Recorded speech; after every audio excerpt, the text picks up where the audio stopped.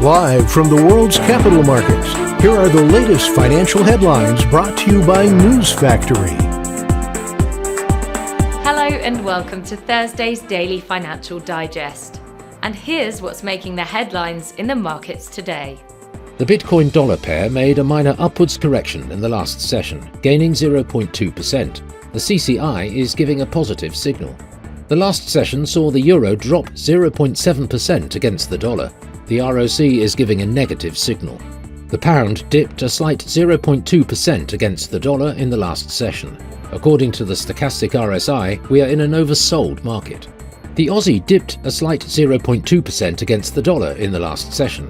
The stochastic indicator is giving a negative signal. And now let's hear what our chief analyst picked up for us today.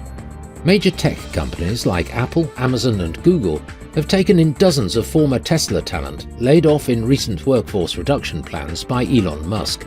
A large number of workers went to other EV companies like Rivian.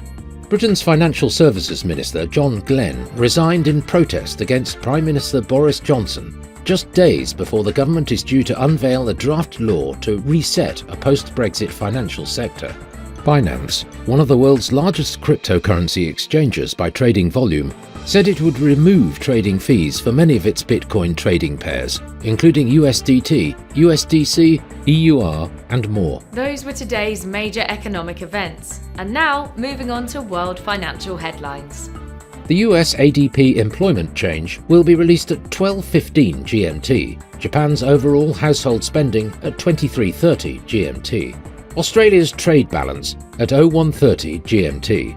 The Dutch Consumer Price Index will be released at 04:30 GMT. Japan's current account at 23:50 GMT. Germany's industrial production at 0600 hours GMT. We hope that you've enjoyed Thursday's Market Outlook.